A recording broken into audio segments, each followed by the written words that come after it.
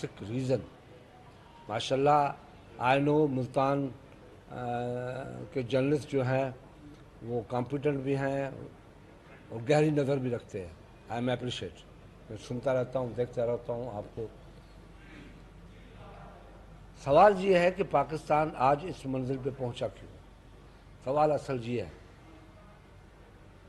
जब एक गवर्नमेंट चल रही थी, बड़ी आगे बढ़ रही थी, दुनिया में वो न्यूक्लियर पावर बन गई और तरक्की बड़ी तेज़ी के साथ हो रही थी,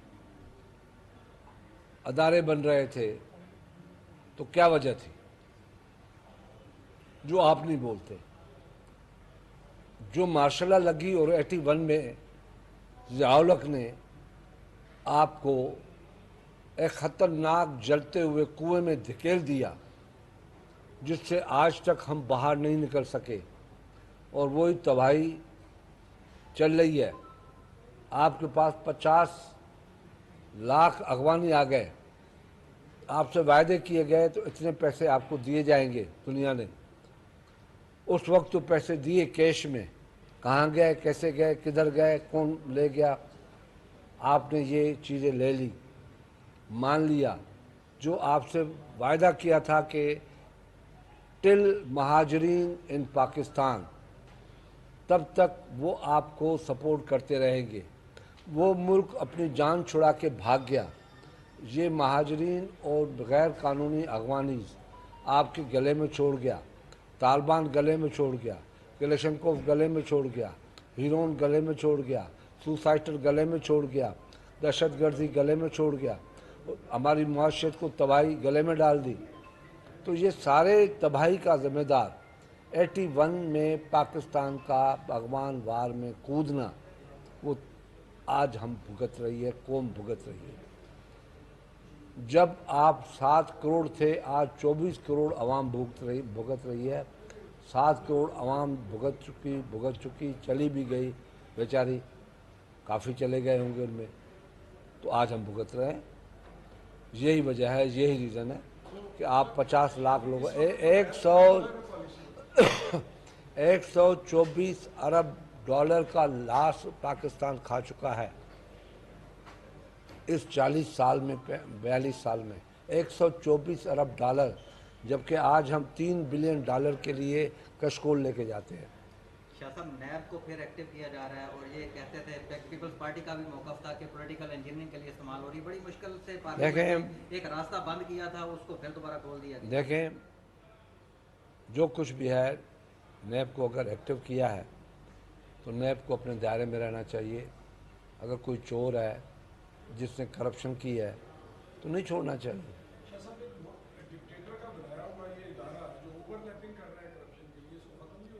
बिल्कुल होना चाहिए। आपने देखा कि पीपल्स पार्टी जब ख़त्म किया तो हमारे साथ ताउन नहीं किया गया। आपको बात पता है इस चीज़ का। 5 साल हमने उनकी तनख्वाह भी बंद कर दी, सब कुछ बंद कर दी, तो उसके बाद किसी ने हमें सपोर्ट नहीं दी। और जहाँ तक कि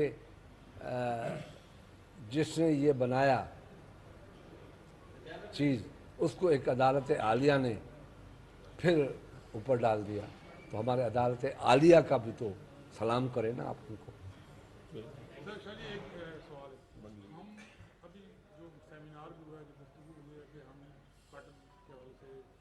एग्रीकल्चर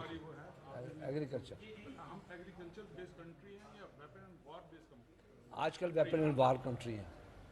एग्रीकल्चर से हम हट गए हैं, जब धक्के खा रहे हैं, फ़कीरे बन गए हैं। मगर हम फ़कीरे नहीं हैं, बहुत बाइज़्ज़त कौम है। आने वाले मुस्तकबिल में जो करीब आने वाला इलेक्शन है, इसमें फिर एस्टेब्लिशमेंट की इन्वॉल्वमेंट आप देख रहे हैं? अगर एस्टेब्लिशमेंट की इन्वॉल्वमेंट हो गई तो फिर हम इसी हालात में गुजारेंगे। हमें छोड़ दें, अवाम फैसला करे जो फैसला।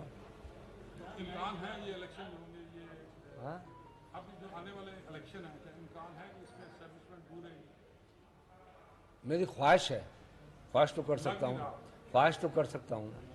हर अच्छे शहरी, हर अच्छे अवाम, हर बाज़हीन तरबियत याफ्ता का अल्फाज यही होने चाहिए कि ख्वाहिश अच्छी रखनी चाहिए। मियां नवाज शरीफ साहब आ रहे हैं शादी 21 अक्टूबर को, मैं वेलकम कहता हूँ। अल्लाह करे वो पाकिस्तान आ जाए صحت یاب ہو کے آ جائے. اللہ تعالیٰ اس کو صحت دے, اس ملک کے عوام کی, اپنی پارٹی کی قیادت کرے, جو بھی پارٹی ہے اس کی قیادت کرے, اور پھر آگے فیصلہ عوام کو کرنا ہے. عوام کو فیصلہ کرنے دیں.